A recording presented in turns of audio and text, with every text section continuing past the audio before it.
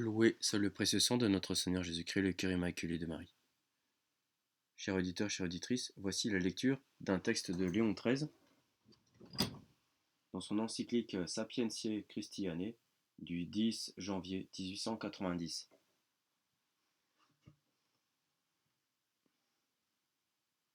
Céder à l'adversaire et garder le silence lorsque de toutes parts s'élèvent de telles clameurs pour étouffer la vérité, c'est le fait d'un homme sans caractère ou qui doute de sa croyance. Dans les deux cas, une telle conduite est honteuse et fait injure à Dieu. Elle est incompatible avec le salut de chacun comme avec le salut de tous. Elle n'est avantageuse qu'aux seuls ennemis de la foi, car rien n'enhardit autant l'audace des méchants que l'inertie des bons. D'ailleurs, l'inaction des chrétiens est d'autant plus blâmable que souvent il leur suffirait d'un léger effort pour réduire à néant les accusations injustes et réfuter les opinions erronées. Et avec un peu plus sérieux labeur, ils le pourraient toujours. Tout au moins, il n'est personne qui ne puisse témoigner et déployer cette force d'âme, qui est propre aux chrétiens, et qui suffit souvent à déconcerter les adversaires et à rompre leurs desseins. De plus, les chrétiens sont nés pour le combat. Or, plus la lutte est ardente, plus, avec l'aide de Dieu, la victoire est certaine. Ayez confiance, j'ai vaincu le monde, dit saint Jean 16,33. Il n'y a point à objecter ici que Jésus-Christ, protecteur et vengeur de l'Église, n'a pas besoin du concours des hommes. Ce n'est point par défaut de puissance, mais par effet de sa grande bonté qu'il veut que nous ayons notre part de travail dans l'obtention et la conquête des fruits du salut qu'il nous a apportés.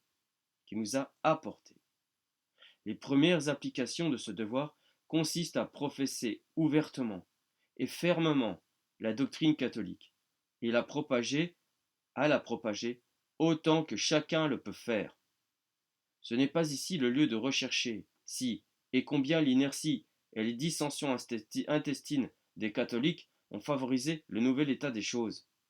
Mais certainement les méchants auraient eu moins d'audace et n'auraient pas accumulé tant de ruines si la foi, qui opère par la charité, Galates 5,6, avait eu une vitalité plus intense dans la plupart des âmes et s'il n'y avait pas eu un relâchement aussi universel dans la morale chrétienne qui nous est enseignée par Dieu.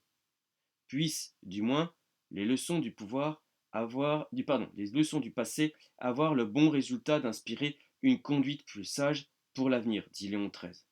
Fin de citation. Saint Pie X dit, dans son allocution du 13 décembre 1908 pour la béatification de Sainte Jeanne d'Arc, de nos jours, plus que jamais, la force principale des mauvais, c'est la lâcheté et la faiblesse des bons, et tout le nerf de guerre de Satan réside dans la mollesse des chrétiens. Oh, s'il m'était permis, comme le faisait un esprit le prophète Zacharie, de demander au divin Rédempteur « Quelles sont ces plaies au milieu de vos mains ?»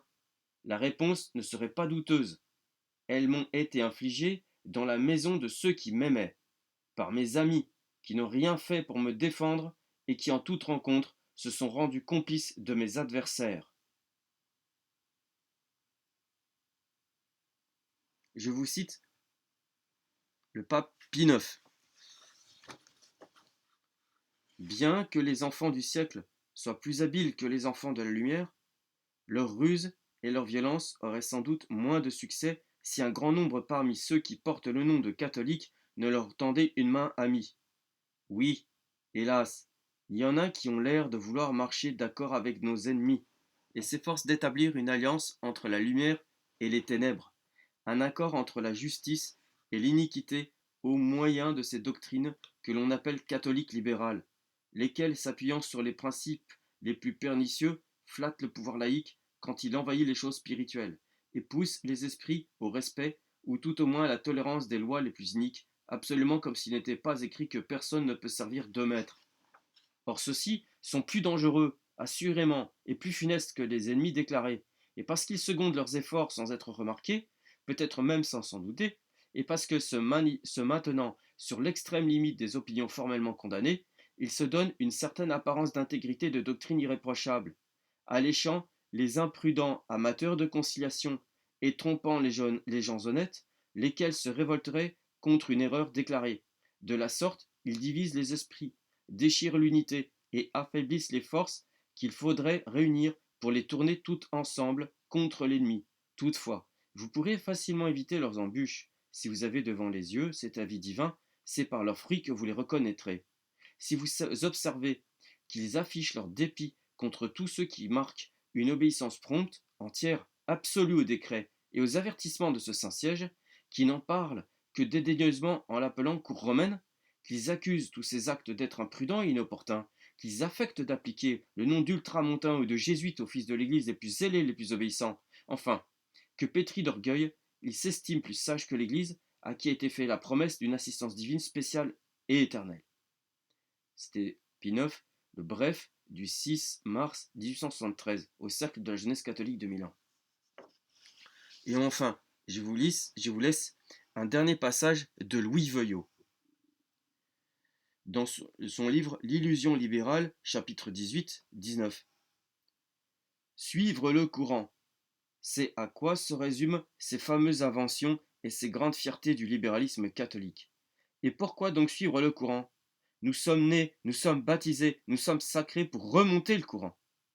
Ce courant d'ignorance et de félonie de la créature, ce courant de mensonge et de péché, ce courant de boue qui porte à la perdition, nous devons le remonter et travailler à le tarir. Nous n'avons pas d'autre affaire au monde. Notre histoire est le récit du triomphe de Dieu par la vérité désarmée de toute politique humaine à l'égard des princes et à l'égard du monde. Les païens étaient libéraux, ils ont beaucoup voulu s'arranger avec l'Église. Ils ne lui demandaient que d'avélir un peu son Christ et de le faire descendre au rang du particulier divin. Alors le culte aurait été libre. Jésus aurait eu des temples comme Orphée et comme Esculape, et les païens eux-mêmes, reconnaissant sa philosophie supérieure, l'auraient adoré. En négociant cet accommodement, et pour aider à la transaction, le pouvoir public, poussé par les philosophes, les gens des lettres, les juifs, les astrologues et les apostats, persécutait les chrétiens. Il arrivait dans les provinces que la persécution prenait d'un coup de filet une église entière. L'évêque, le clergé, les fidèles, les enfants, les néophytes étaient là devant le proconsul. Fréquemment, le proconsul les conjurait de le mettre à même de les acquitter et ne leur demandait qu'un signe. Ces chrétiens ne délibéraient pas, ne disaient pas que deviendra l'Église et qui servira Dieu si nous mourrons. Ils confessaient le Dieu unique et ils mouraient. C'est ainsi qu'ils ont fait tomber le fer des mains du bourreau, ôté le glaive des mains de l'empereur et arraché le genre humain de l'abîme. Mais ce qu'ils avaient affirmé et persécuté, ils ne l'ont pas renié vainqueur. Ils avaient affirmé la royauté du Christ, ils l'ont établie, et la croix du Labarum a dominé la couronne impériale. Le déchu, le grand artisan d'hérésie, s'appelle Satan adversarius, l'adversaire du juste, du vrai, du bien. Et ce qu'il propose est ce qu'il ne faut pas accepter. Et ce qu'il propose est ce qu'il ne faut pas accepter. Comme il proposait jadis l'absorption, dans le même but, par des moyens analogues, par les mêmes organes ennemis et trompeurs, tantôt menaçants, tantôt séduisants, il propose maintenant la séparation. Il disait aux premiers chrétiens, abdiquez la liberté, entrez dans l'Empire. Il nous dit aujourd'hui, sortez de l'Empire, entrez dans la liberté. Jadis, unissez-vous, aujourd'hui, séparez-vous. Jadis, une union qui a eu avilie l'Église, aujourd'hui, une séparation qui avilirait la société.